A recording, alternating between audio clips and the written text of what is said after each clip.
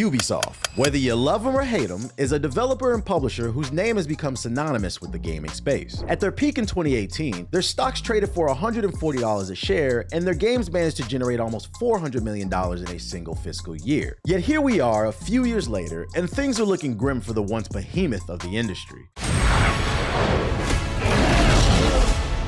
Since the release of their new title Star Wars Outlaws, shares in the French video game maker have fallen 30% since the start of 2024. Things have gotten so bad that Ubisoft investors have written an open letter to the staff expressing their deep dissatisfaction with the company's performance. So the question now is, how did we get here, and what's the solution to get them back on track? Hi, my name's the Black Okage, aka TBH, and today we're going to be exploring all of that and more in the rise and fall of Ubisoft games. Now we've got a lot to talk about, and trust, we're going to be digging deep. Before we get into their downfall, I think it's important to understand where it all began.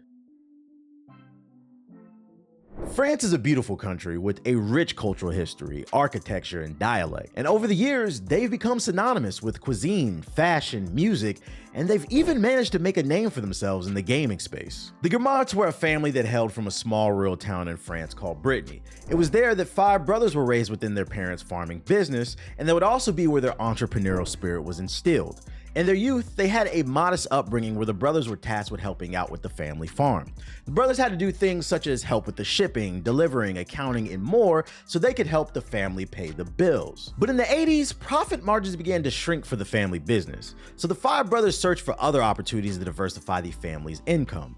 The brothers started off by doing some side hustles on the farm to bring in some extra cash. They'd sell whatever they could get their hands on, such as CDs and computers, alongside the farming supplies in hopes of upselling their current installed customer base. But it was in 1984 that 2 of the brothers sat the family down and said, let's shift the family business away from agriculture and instead fully focus on computers and video game distribution. They saw the world was moving towards digital, so they wanted to get in early on this new wave. Bold move, considering in 1984, the gaming industry was still in its infancy. At this time, computers hadn't taken over every corporate office space. They were mainly considered for nerds, and video games were just considered a trend for children. But if you know anything about business, you know often those who succeed are first to market. Foresight and taking risks are just as important as innovation when it comes to competition. So in 1986, the brothers formed Ubisoft, which, by the way, fun fact, Ubisoft is a word that's actually short for ubiquitous software. Wow.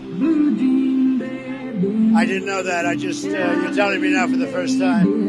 And now that you know that, with the 5 brothers on board and a little money in their pocket, the newly found Ubisoft set out to take over the world. Early in the company's life, the family decided they wanted to move away from hardware and instead focus on software distribution, as platforms such as Nintendo and Sega had already established dominance in the hardware space. So in '93, Ubisoft managed to obtain licenses from Sega and Sony to develop games for their respective platforms. And they were ambitious too. They didn't just want to publish and distribute games, so instead, Ubisoft quickly established their own in-house studios that would specialize in various skill sets. These studios were also tasked with keeping up with the latest technological leaps so that their games were always on the forefront in the gaming industry. Something I'm gonna touch on more later when we get into the downfall section of this video. So instead, I'll pivot to how Nintendo and Sega had Mario and Sonic. See, the trend in the 90s was mascot platformers, and Ubisoft wanted their own. So with the Sony license in hand, Ubisoft got to work on their first ray of light that they'd unleash into the world. And it just so happens that ray of light also happened to be a man. Rayman, were you surprised to be named Best Video Game of the Year? No. Does it bother you that critics call this game addictive? No. Will you tell us what that O stands for? Nope. Are you ready to explode on PC CD-ROM? Yeah!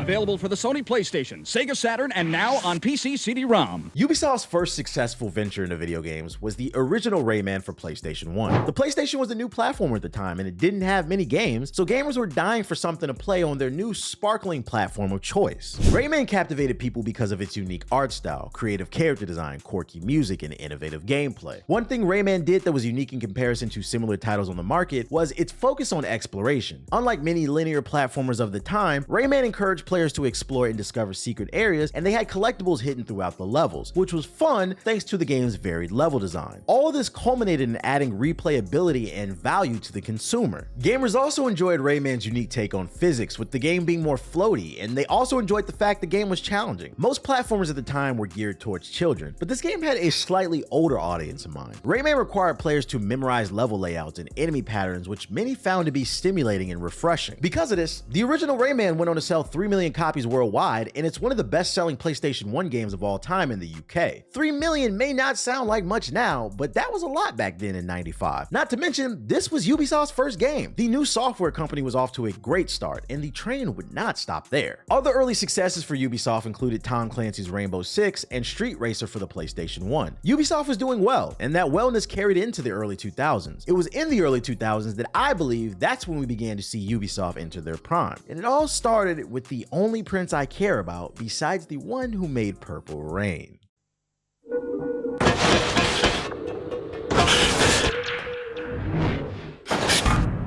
We'd all take more risks if we could control time. Rewind time. Freeze time. Controlling time is the ultimate power. Use it wisely.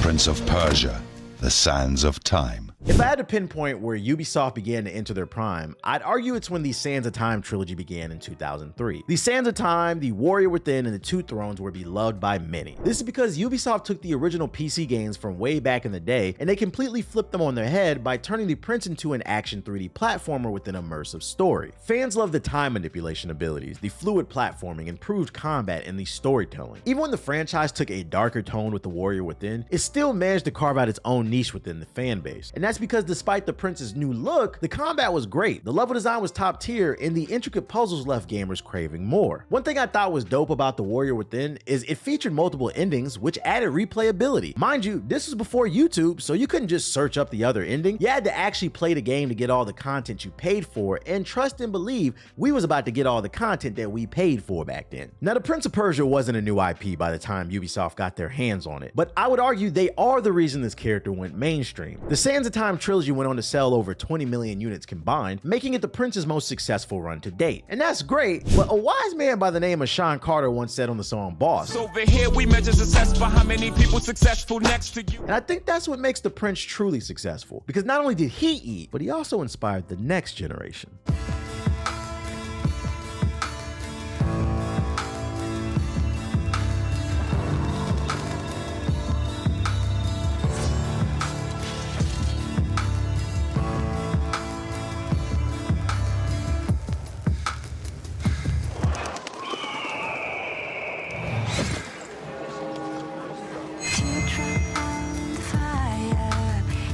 For those of you unaware, the Prince of Persia walked so Assassin's Creed could take a leap of faith. And what I mean is, the original Sands of Time trilogy was supposed to be extended into a fourth game. The code name for that game was The Prince of Persia Assassin, and it featured an assassin character serving as a bodyguard to the prince.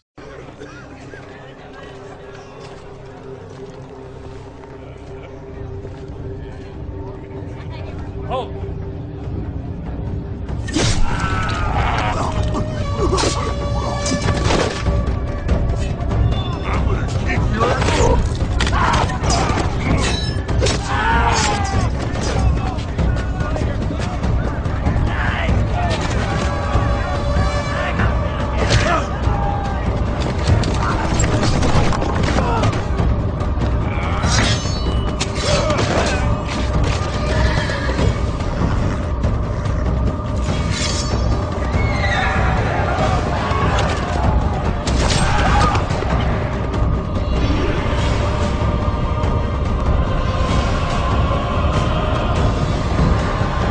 As we left the PS2 GameCube era, Ubisoft had deeper ambitions. With the rise of popularity in open world games such as Grand Theft Auto and Jak 2, Ubisoft wanted to take advantage of the new power found in the PS3 and 360 to produce their own open world games. The dev team started off with it being a Prince of Persia game starring the prince, but eventually they'd move away from the prince to allow for more creative freedom with the assassin character and the gameplay loop. As development progressed, the prince became less and less important to what the team was trying to create. I mean, why create a game about the prince having having a bodyguard, when instead they could shift their focus to making games strictly about the assassin character. Eventually, Ubisoft decided to move away from the prince's name entirely and rename the series Assassin's Creed. And apparently the Animus was a part of the original Prince of Persia build. Instead of searching Desmond's DNA for answers or controlling characters in the past, it was originally used to teach the mechanics of the prince's game to the player. So you could argue, technically the bleed effect was sort of always in the game. And the nerd in me will love to see this original build be leaked online, or maybe have it released in an Assassin's Creed collection just to compare, but I highly doubt we're ever gonna see that leave Ubisoft's vaults. As for Assassin's Creed, most of y'all know the story of this game, but just in case you don't, here's a quick recap. Ubisoft stumbled out of the gate with the first one. It had lukewarm reviews. I mean, people saw the vision, but the execution could have been better. The second game and Brotherhood are considered classics. Revelations has a cult-like following due to its amazing ending, and Assassin's Creed 3, it has some great moments, especially the plot twist at the beginning, but ultimately fans hated the game's ending.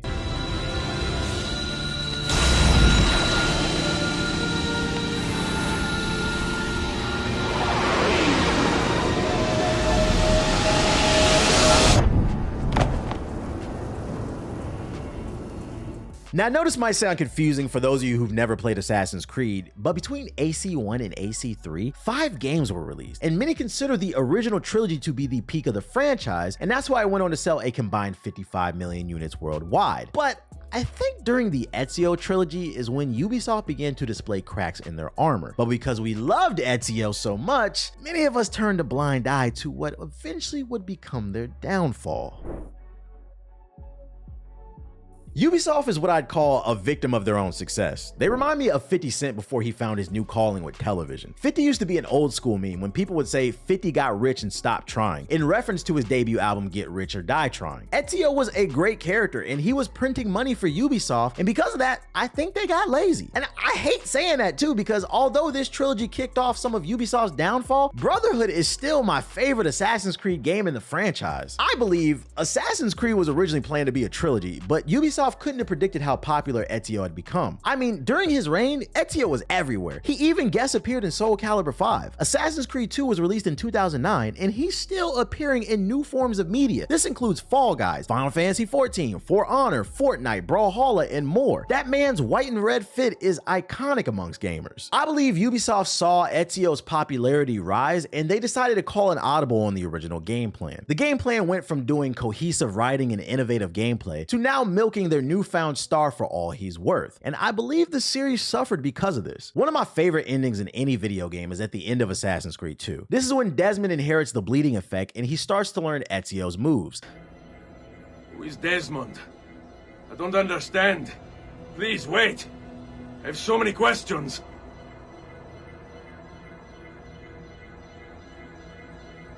It leads to this Daredevil hallway-style fight with the credits rolling, and it insinuates that the next game, Assassin's Creed 3, you're gonna become this modern-day badass. And did we get that in Assassin's Creed 3? No! We had to wait years before we even got the third game because Ubisoft shoehorned Brotherhood and Revelations out to make more money off of Ezio's name. And then when we finally got to the third game, we were given one of the most disappointing endings that I've ever seen in a video game. Y'all remember the way a lot of people felt about Mass Effect 3's original ending before the DLC came out? Yeah, that's how I felt about Assassin's Creed 3's ending. What a waste of time. Brotherhood and Revelations were solid games, but that's where I say Ubisoft decided to trade quality for quantity. Ezio's story was not supposed to be that long, and because of it, it messed up everything else in the grand scheme. To add insult to injury, Desmond dies in the third game, and then they keep the series going by introducing these first-person Abstergo employee sections to replace Desmond? And don't get me wrong, some of these newer AC games were great. I mean, I loved AC Origins and Odyssey. I know Black Flag is a fan favorite too, and even Unity has garnered a cult-like following after it was patched a million times. But it doesn't change the fact that the plot was lost somewhere along the lines. In my opinion, as much as I love Assassin's Creed, I have to be objectively fair. The best stories are the ones that end. That's why Code Geass is one of my favorite animes. That's zero.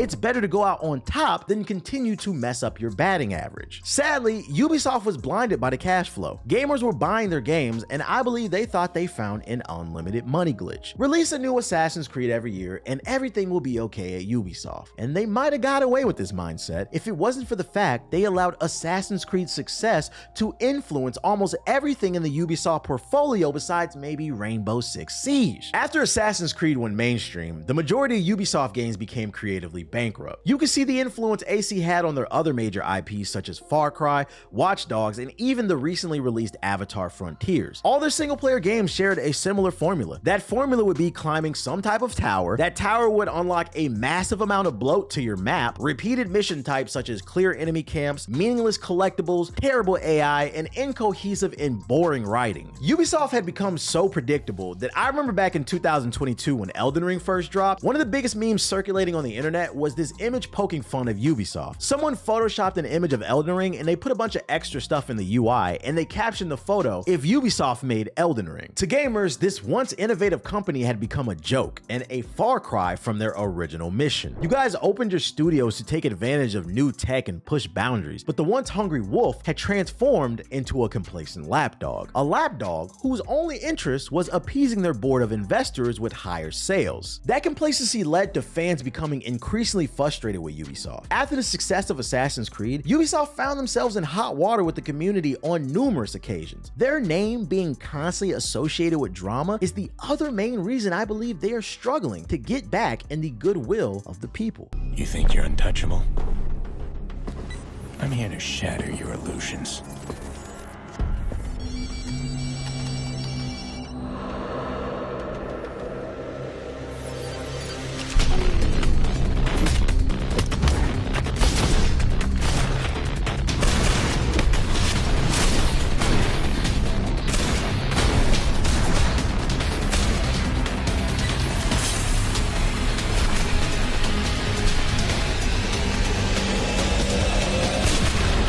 It was during E3 2012 that Ubisoft gave the world a first look at their then new series Watch Dogs. In this game, you took control of Aiden Pierce, a vigilante out for revenge against Chicago's underworld after his niece was killed in a car crash. This was exciting because this was the first new major title we've seen from Ubisoft since Assassin's Creed and Far Cry's rise to fame. It was an open world action adventure game that took place in a city that we hadn't seen done right with the open world format. During the initial reveal, I believe what captivated people's attention was Ubisoft's attention to detail. The use of technology from Aiden, it was cool, but it was the somber mood, the use of lighting, and the smoke effects that really sold the tone of the game. This game felt like it had the DNA to be the next big thing, so naturally it was one of the most hyped games coming into 2014. The only problem is, when the game released, the tech mechanics were shallow, the story wasn't the strongest, and it featured the typical Ubisoft open world gameplay loop. And to add insult to injury, those graphics that captivated the world were not even present in the full release. So gamers began to flock to YouTube to compare the original E3 2012 footage to the 2014 release, and they noticed a significant downgrade in the visuals. And because of this, many gamers felt misled and they claimed Ubisoft was guilty of false advertisement. Initially, Ubisoft denied downgrading the visuals. Instead, they opted to gaslight everyone by saying the early footage was just representative of the PC version with maximum settings. It was just one problem. When PC gamers played on max settings, it still didn't look like the E3 demo. And to make matters worse, a modder found a way to access the original graphics as some of it was still in the game's code. So they released the footage on YouTube and they exposed Ubisoft for in fact lying about downgrading the game. And people were upset because they pre-ordered something and they felt like they got something totally different. And if I could throw my own 2 cents in this, I personally never understood why this was such a big drama. I feel like gamers blow things out of proportion sometimes. I mean, y'all had y'all pitchforks out about a slight visual downgrade when you should have been upset about how mediocre the original Watch Dogs was. I mean, chapter 2, it was either chapter 2 or 3. I can't remember off the top of my head. It was either chapter 2 or 3. It was in Watch Dogs 1. It was one of the longest and most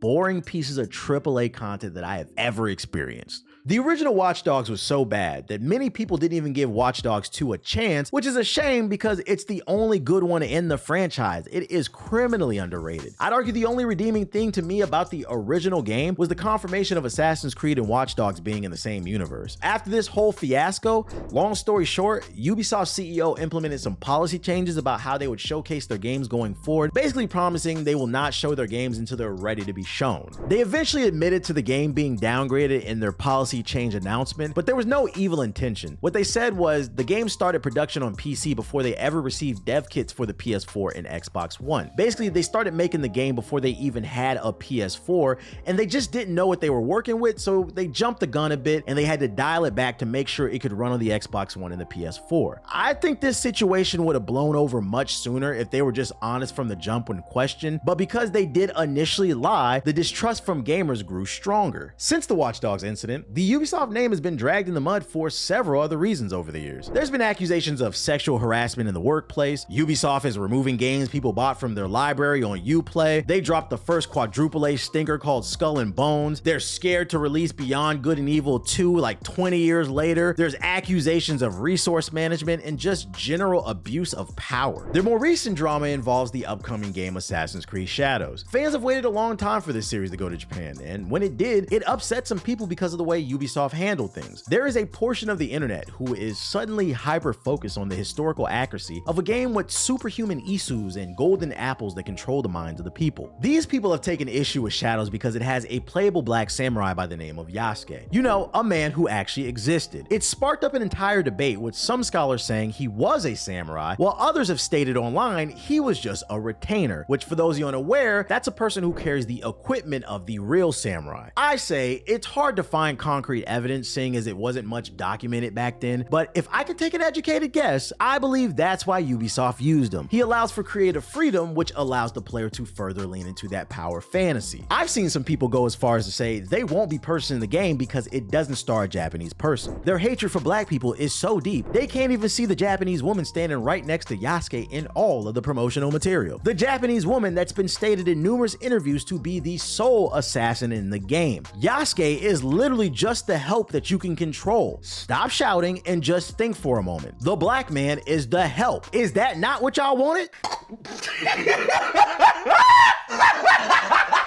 This topic has become such a heated debate that Western men are taking trips to Japan to push their anti-woke mind virus agenda. The only problem is, when they hit the streets to ask Japanese people what they thought about Yasuke, nobody seemed to care. And then they proceeded to upload their L. That this is a good and accurate representation of Japanese story and people. And also, what did you find about the characters starred in the trailer? The samurai guy and the shinobi girl, and why? 先ほどのトレーラーを見て、一応ゲームは戦国時代の設定ですが、それの日本の歴史を表現するとして適切だと思うのか、それと登場する、特に、黒人侍の方と一応女性の忍びの方、そのキャラクターについてどう思うのか、表現としては適切だと思うのかについて、意見をお聞かせください。あと全然自分は確かに日本の侍ではあるんですけど、でも全然違和感ないというか、すごくいいと思いますよ。はい。適切だと思います。はい。So since flying to Japan and asking random people on the street didn't work out, because you know over in Japan they actually love Yasuke, he's in all of their media, the next move for the culture war folks was to create a petition. A petition to get Assassin's Creed Shadows banned from release. And this petition was led by real hardworking Japanese people trying to preserve their culture. I'm joking, by the way. Yo, of the petition website, here's some of the Japanese people that are upset about Assassin's Creed DEI. Konnichiwa, Ubisoft. Watashi wa gamer. Now, I could be wrong. Because, you know, it's a lot of racially ambiguous people out here. Matter of fact, my girl looks Latina. People think she's Latina all the time. She's not. She's Native American. So it happens. But just based off the eye test, I'm going to say this brother's last name is probably Sanchez Gonzalez. Probably a mix. It might be Williams. He might be mixed between a Williams and a Gonzalez. That's the vibe I'm getting. I don't see Japanese here. I could be wrong, but let's keep going. Remove black people from your video game. Not black. B-R-A-C-K. Barack Obama head ass. From your... Remove black people from your... Get those blacks out of here. DEI. DEI. Remove the woke. Ubisoft. You heard that, man. If you're black, you're woke. So all the black people in the chat, if you have kids, If you're having a kid soon, when they're born, soon as they come out the vagina, the baby's woke because he's black. Remove it. Arigato gozaimasu. Ubisoft received so much backlash from grifters over the reveal of this game that they made the mistake of issuing a statement that virtually said nothing. And it was a mistake because they acknowledged the trolls. They allowed these terrorists to get under their skin, so that crowd now looks at it as some type of victory. They then proceed to lock down their subreddit and silence anyone complaining about Yasuke, something they should have did from the jump and kept it moving, because at the end of the day, nobody is forcing you to buy Assassin's Creed. My personal opinion on the situation, Ubisoft deserves criticism for a lot of things, but this is the one time where I think the internet is just doing too much. People are miserable, and misery loves company. But just because the devil offers you a dance doesn't mean you should. I think due to Ubisoft not being in the best financial situation, they panicked and they tried to appease as many people as possible. The DEI samurai drama is blown so out of proportion, I think that it's distracted many of you from seeing what the real problem is. Ubisoft has quietly begun raising prices on their games. Their base games are still $70, but they're now offering a $110 and $130 edition of their games without adding much value. One of those games they're doing it for is the upcoming AC Shadows. The other is the recently released Star Wars Outlaws. Star Wars Outlaws is the same game reports claim is tanking Ubisoft share prices. But does Ubisoft deserve the failure? Well, for this last portion of the show, I'm gonna share my 2 cents on that game because I own a copy. But before I do, quick disclaimer. The following segment is not a full review. At the time of this recording, I have not completed Star Wars Outlaws, so I'm simply sharing some first impressions and general info on the game. How I feel about it now may not be how I feel by the time I reach the end, so feel free to take everything I say with a grain of salt. And with the disclaimer out of the way, here's everything you need to know before you install Star Wars Outlaws. You play as K-Vest, a smuggler during the era between The Empire Strikes Back and The Return of the Jedi. Being that the Empire is at the peak of its power, Kay has some run-ins with the Empire in the Outer Rim. Something happens that has a bounty placed on her head, and now she's looking to pull off a big heist to make things right. I think what surprised me most about this game is Outlaws is more of a stealth game before anything else. All the promotional material made it seem like it was more of an action game than stealth, but I think it's more emphasis on stealth than action. In the context of the character, it does make sense because you are playing a regular human. I guess it just threw me off considering this is more hardcore stealth than Assassin's Creed. I just wish the stealth mechanics were more fleshed out like Metal Gear Solid or Splinter Cell. You're not given the option to hide bodies or do anything clever like shoot lights out to create cover for yourself. Instead, you're just out there doing basic sneaking around, and you have to learn the enemy movement patterns before you take them down quietly. The only reason I stated this feels more hardcore than Assassin's Creed is because a lot of the missions require the player not to get caught in order to succeed, versus in Assassin's Creed, it's only like a handful of like the main assassinations where you have to not get caught. The player is given a few tools such as her pet alien and lock-picking abilities, but those tools feel very surface level. Often solving a situation comes down to telling your alien companion to press a button or distract someone while you hide in cover or take them down. The lock-picking mechanic is just a rhythm game that comes down to timing button presses when the light flashes. None of these mechanics are bad, but they didn't really do much for me either. So far, I'd say this game just feels like a game that I played before is the best way to describe it. My favorite thing so far about this game is the main missions. I think this title would have benefited from being a more linear to semi-open world experience because the set pieces are awesome. I played through a mission where I had to sneak through an Empire base without being caught, and it was very tense and immersive. The art design was great, the music was great, seeing all the stormtroopers and the officers, it was very intense. You could tell all of their time and resources were put into these type of sections as they feel more high quality in the open world aspect of the game. When combat breaks out, Kay is equipped with a blaster pistol that raises hell, and she can throw hands. I describe these shooting as simple, intuitive, and satisfying. I also like that all positive actions build a meter, so she can pull off an auto kill multi-shot similar to Red Dead Redemption. Throughout the game, you're given the option to rob NPCs of materials, and those materials can be used to upgrade your blaster and bike. That bike is used to get around the open world. An open world I'd say is gorgeous for the most part. The cities are bustling and gritty, and the land is vibrant and vast. My only issue with the exploration is most of it seems empty so far. I've barely encountered any dynamic events or interesting things going on. My experience with the open world has mostly just been raiders attacking farms and enemy camps with treasure sprinkled throughout the map. In this game, you don't climb any towers, but if you played a Ubisoft game before, this is one open world game that's gonna feel very familiar, especially the AI. The AI is god-awful in Outlaws to the point where it's actually funny. In the very first mission of the prologue, you break into an important vault, and when you get caught, a security swarms the area and you're forced to run. Now, you'd think this would create some type of heart-pounding set piece, but instead, the AI barely acknowledges you, so it just turns into a comedy special.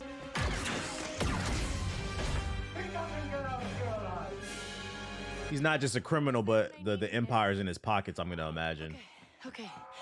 Please tell me. Oh my God. Shorty, you didn't see me? Shut your bitch ass up. I ran right. She wasn't ready. Oh, she's fast. Expect to run into tons of clueless enemies who will be standing right in front of you and not see a thing. Also expect to see a lot of enemies attack you. You will hide in some grass right in front of them, and then the AI will just lose you. This stuff didn't bother me per se. It made me laugh, but I think it's important to point that stuff out because for some of y'all might be looking for a more immersive and challenging experience, and I'm here to let you know this ain't that. Now, one positive I will give about the combat is the weapons the enemies drop. Kay is regulated to her pistol, but enemies drop more powerful weapons all the time, and it's a lot of fun to take out enemy camps with their own space grenade launcher and then rob their safe house. I also enjoyed the Star Wars Wordle puzzles that you'll find throughout your adventure. Often when you're hacking into computers looking for information, you have to play their version of Wordle to access the data, and it was a nice change of pace. I personally enjoyed that more than the lockpicking mechanic. What I didn't enjoy is the game's lack of polish. I'm playing on the Xbox Series X, and the game runs flawlessly as I haven't dropped a single frame, but man does this game have some jank. The stealth takedowns are horrendous. There is no smooth animations between the user's input and the actual takedown, so it creates these awkward and stiff moments during combat. And sometimes the game just doesn't offer any animations at all. Let's run into a dinosaur actually, hold up. You. All right, so damaging the dinosaurs was not in the budget. The platforming leaves something to be desired as well. You'll be running, jumping, climbing, and swinging all over the place, but there's next to no animations when doing so. It creates awkward gameplay for the user, and it makes Kay look like she hasn't stretched since the Empire took over the galaxy. But I guess it's easy to overlook some of that because one thing I will say is the soundtrack is fire.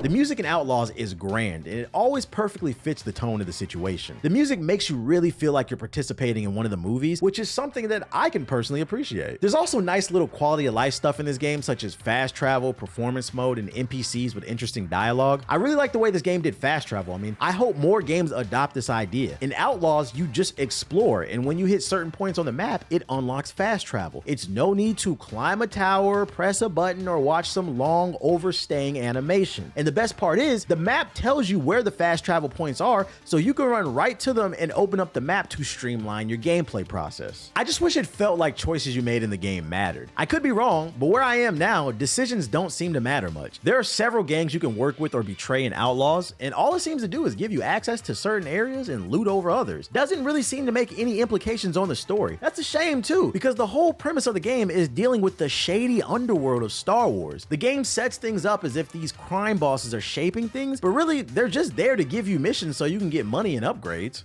That didn't impress me, but the seamless transitions from planets to space did. You're given a ship to explore space in, and with that ship you can engage in combat, exploration, and quests, and each planet and moon has explorable orbit areas with secrets to find. The space stuff is nothing innovative. Controls and combat are pretty straightforward, but I was still impressed with the seamless transitions from planets to space. I just wish we had some of those seamless transitions in the ground combat instead of defaulting to janky knockout animation. Right now, I'm feeling like Star Wars Outlaws is just another average to below average Ubisoft game. Don't get me wrong, when it's good, but when it's bad, it's bad. It has some good things going for it, but ultimately it's held back by a lack of innovation and polish. Right now, I think I'd be more comfortable suggesting waiting for a price drop if you have any interest in this game. Games like this, as well as some of the other drama that they've been involved in, is the reasons why I believe we're seeing a decline in their share prices. Ubisoft's fall off is more of a plateau than anything. They don't make terrible games, but they also aren't pushing any boundaries these days. That's a shame too, because for every average to below average game they've released, there are some bangers squeezed in between. Rainbow Six Siege had me in a chokehold for a solid 4 years. Immortals Phoenix Rising is a criminally underrated game. It was a combination of Breath of the Wild, Assassin's Creed, and Bayonetta, plus the Prince of Persia: The Lost Crown was amazing too. Siege got a lot of love over the years, but the other two I listed didn't really, and I think it's because gamers just don't trust Ubisoft anymore. People have a budget they have to live on, and the reality is for every Assassin's Creed Origins Ubisoft releases, they follow that up with 3 Watch Dogs Legions and 10 Rainbow Six Extractions, all while ignoring and not marketing the man who made y'all pop in the first place, Rayman. That last Rayman game called Rayman's Legends was amazing, and they left it out to die. The reality is that Ubisoft is lost, and I think it's time for them to take a good hard look in the mirror and change their ways. Otherwise, this legendary company runs the risk of perishing forever. I hope they get it together too, because as much as I rag on them, it is coming from a place of love. Assassin's Creed is one of my favorite franchises to ever exist, and I just want to see them do better. Ubisoft's fall off is more of a plateau than anything else, and I hope they figure out a way to get back up. But